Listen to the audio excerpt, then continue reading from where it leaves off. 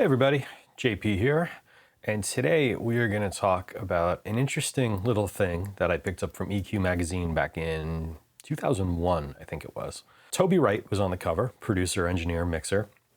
If you're not familiar with Toby's work, check out his stuff with Alice in Chains throughout the 90s. He worked with them on Jar of Flies, self-titled album, Unplugged. I believe he recorded and mixed their incredible Unplugged performance. And I think he did the very last tracks that Elaine ever sang on with the band for a box set towards the end of the decade. And Jerry's first solo album, Boggy Depot. So clearly they enjoyed working together and the results speak for themselves.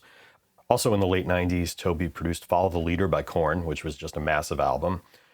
He did Seven Dust's Home album, which was a personal favorite of my friends and I, as well as the first couple albums by Taproot and Tantric in the early 2000s. Going back further than that, he was an engineer on Injustice for All during the tracking of that album with Metallica. He worked on a Slayer album in the mid-90s, Divine Intervention. Anyway, Toby's got an incredible discography. If you're not familiar with him, you should really check out his work. But anyhow, in this EQ magazine, he mentioned that his favorite guitar EQ was the Urei 546. This is a 2-channel silver face EQ, circa 1980. And at that time, I was putting together my little home studio and trying to get my hands on whatever I could for a decent price. And you could get a good deal on eBay back then. eBay was still relatively new. It had only been around for a couple years. So I immediately looked up the Urei 546 and found one for $400. And Urei also made the 545s, which were single channel EQs. They were blackface. They were a couple years older. The schematics I looked at, the 545 dates to 1977, whereas the Silverface 546 was 1980. But we'll get into the technicalities, the differences between them soon. But anyway, I found this 546 for essentially the same price as the single channel 545s. So I snagged it and used it on my guitars for the next, 7-8 years. I think I sold all that stuff in like 2008. But anyway, very cool. Toby describes it as a crunchy EQ, and 100% agreed on that. It does have a gain control on each side, and you could push that gain, and between pushing the input gain and pushing various frequencies, it really makes it sound like the extra crunch and gain you're getting from the EQ is a part of the guitar amp. And I always love that. You don't get that from everything. Some Neves do it, some APIs do it, but to get it, in a stereo unit parametric for $400 was out of this world. Of course, now they cost a bit more than that. I think I saw one for $1,400 the other day when I did a quick search. Anyhow, I didn't know that this plugin existed until recently.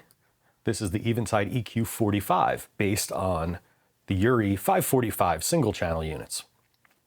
This was part of the Eventide Anthology collection, which I never had, and it only became available as an individual plugin recently. So I figured I'd try it out and see. I wish I still had my old 546 to compare it to directly, but I have a pretty good memory of how it sounds, and I have recordings to listen to.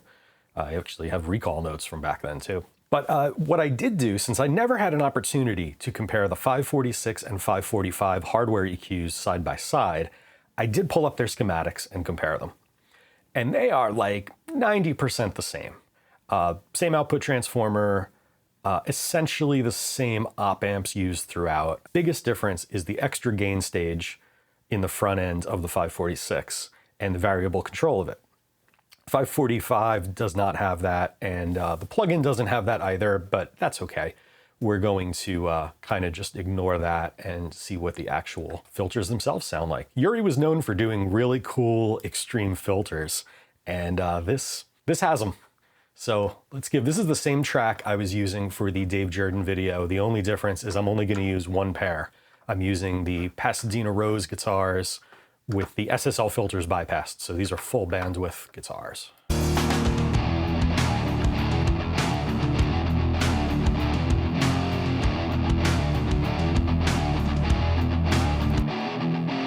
Now I've got EQ45 on the bus. So the guitars are going directly into it. And I'm doing the same kind of boosts that I usually do with the Manley Massive Passive. I'm boosting a little 270, a little 820. I did change this from 2.2K to 3K just because it sounded better on here, or I should say, the numbers might be a little deceiving. It sounded more right with 3K on here. That's without it.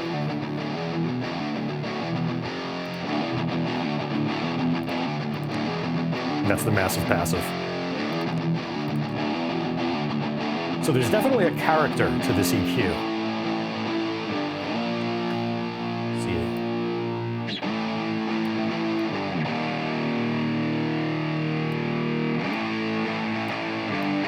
when you get really narrow,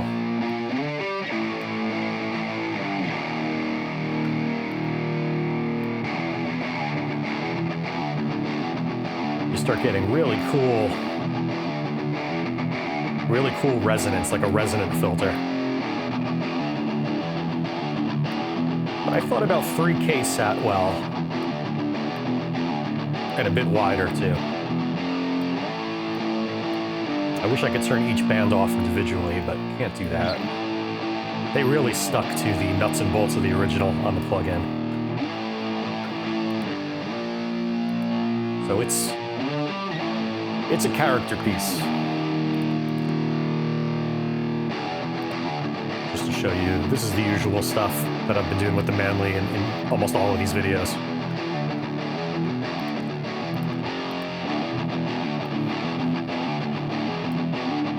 And now another thing I have going, I have another instance of it down here, doing our Terry Date trick to tighten up the guitars. The interesting thing is, this low cut filter is so extreme that I had to keep it down to 120. So if I brought it up to 220, it thinned things out way too much. If you remember on the SSL, we were doing 220 with it.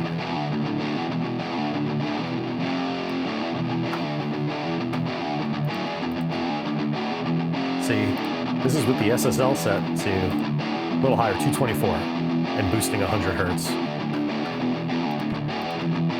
So the numbers are a bit deceiving. I'm not sure which is right and which is wrong. The SSL could be off. They're kind of notorious for that. I thought maybe the Urei filters were just a little steeper, but that's actually not the case. I believe the Urei filters, the Butterworth filters, which are like a 12 dB slope, and the SSL Black EQ are 18 dB. So really, they should be steeper. So just for fun, I set up a little null test between the EQ45 and the SSL. And that is as tight as I could get them to null between the EQ45 and the SSL. I've got the SSL set for just our standard Terry Date low-end filter up to 220 and boosting 100 hertz. So as you can hear, if I move this low-cut filter up towards where the SSL sits, it's even less of a null. And then once you get below 100 hertz, you start to lose it as well, so. And maybe actually around 110 is actually the best.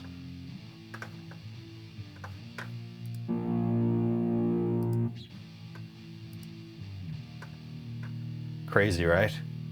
Just goes to show that numbers actually do lie sometimes. It's interesting to see which one of these is off. I'm sure there's a way to do that. I just, for practical purposes, I'm content to use them this way. And this was something I used to use the Urei 546 for. Tighten up the bottom, a la Terry Date, with a Toby Wright twist. Both of those guys were doing such great work around that time. I thought this was really interesting too. Notice it's really tough to hear, but the SSLs are not nulling completely, and this baffled me for a minute. It's very faint. But the reason for that is analog. If I turn off analog, dead silence, complete null. So the analog function is actually, the algorithm that they're using is actually acting differently on each side, which I thought kind of blew me away. It just kind of proves that it doesn't do the same exact thing at the same exact time, even though the same signal is being sent into it. So kudos to SSL for making that like a really cool variable harmonic distortion thing.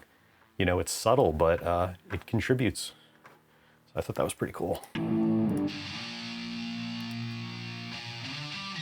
But yeah, something about the filter curves of this plugin are pretty unique.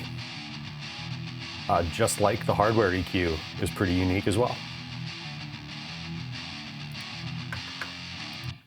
And this is something I used the 546 for. I used to just run my guitar bus through it.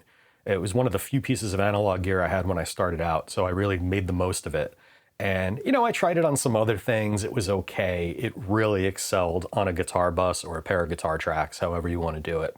And when I saw this plugin, I thought it was absolutely worth checking out and giving Toby Wright a shout out for letting the world know about that. I don't know if anybody else picked up on it but me, but in 2001, anytime I saw something about a piece of gear that I'd never heard of before, I went dumpster diving for. And yeah, I do kind of wish I still had that old unit. One of the cool things about it too, it was 2-channel unit, but you could actually bridge the channels and make it an 8-band plus filter design for one channel if you wanted. So if you wanted 8 bands on one channel to do some real surgical stuff with, you could. I don't think I ever actually used it to that degree. I used to do this. I did the Terry Date, you know, tighten up the bottom trick, and then I would either boost some top if it needed it, you know, in that 2 to 3K range, maybe pull out some low mids, basically the same thing I'm doing here. So yeah, just another little fun trick. I think this EQ is like $50 or something, and I think it's totally worth it for that. So until next time, please like, comment, subscribe, all that great stuff. Talk to you all soon. Later.